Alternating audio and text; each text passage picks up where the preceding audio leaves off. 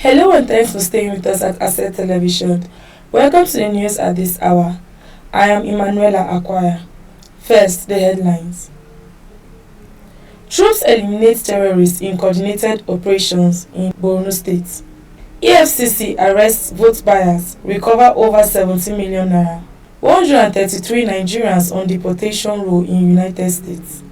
Now, the news in detail.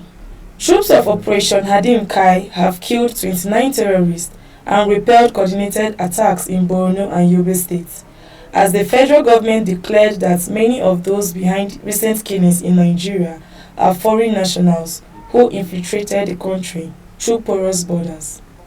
The military operations conducted between Saturday and Sunday targeted insurgent strongholds in Lamusheri village in Gudba local government area of Yobe state, as well as the forward operating base Limakara Kokawa in Borno State. In a statement, the Media Information Officer of the Joint Task Force Northeast Operation Hadim Kai, Lieutenant Colonel Sani Oba, said the troops demonstrated clear combat superiority in thwarting the attacks.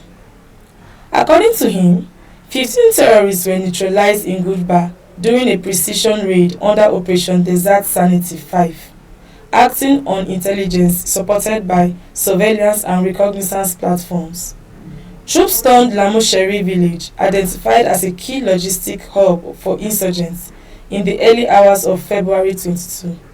Despite coming under fire, soldiers working in synergy with the civilian joint task force outflanked the insurgents and cut off their escape routes.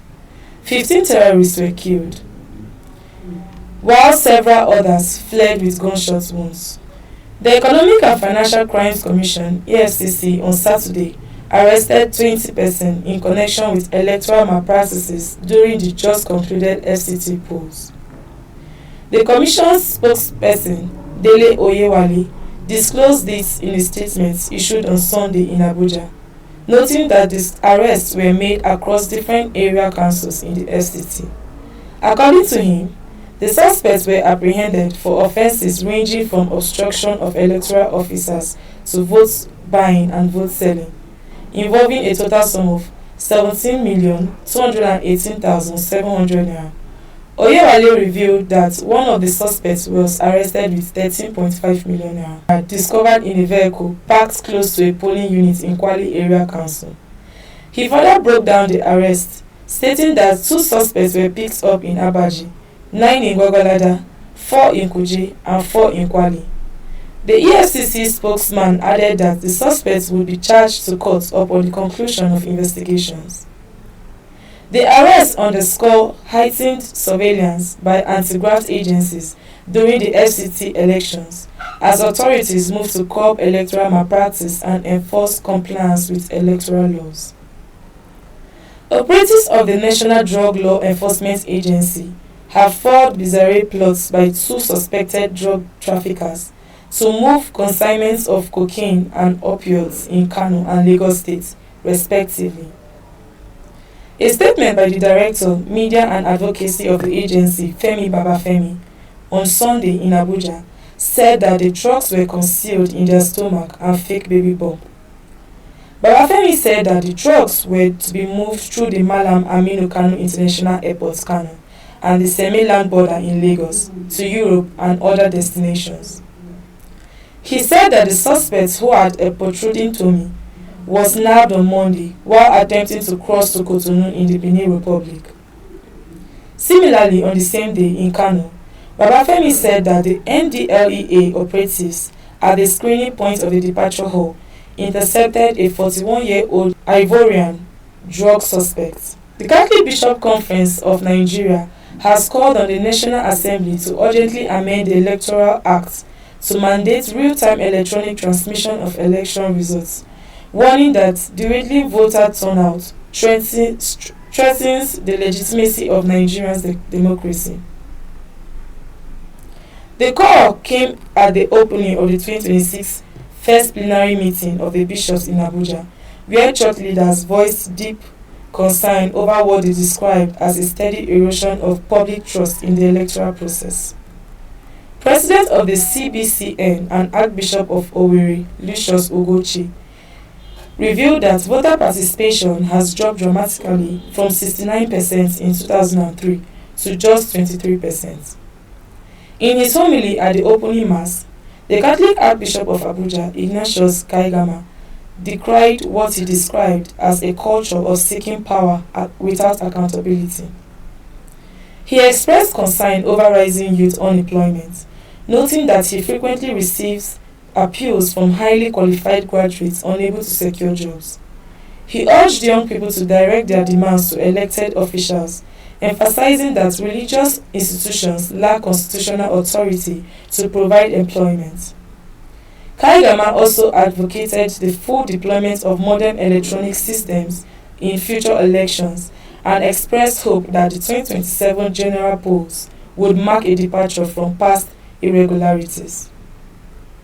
Asante will be back after the short break. Stay tuned.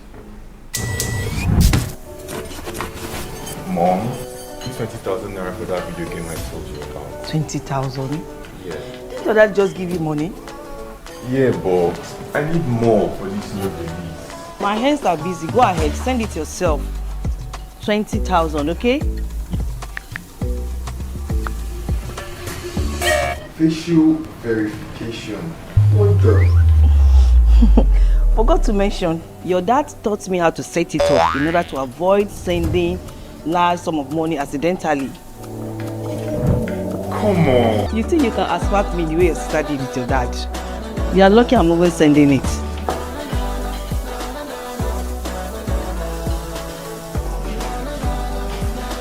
This boy. With OPay's large transaction shield, your face is the only access. OPay, beyond banking. Welcome back from the break.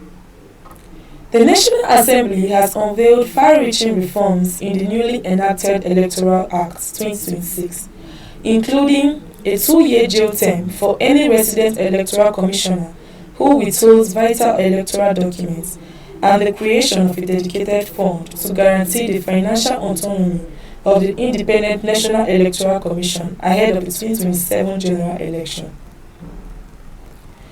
The reforms, which followed 2 years of legislative engagement and consultations, were highlighted on Sunday by the leader of the Senate, Opeyemi Bamidele, in a statement issued in Abuja.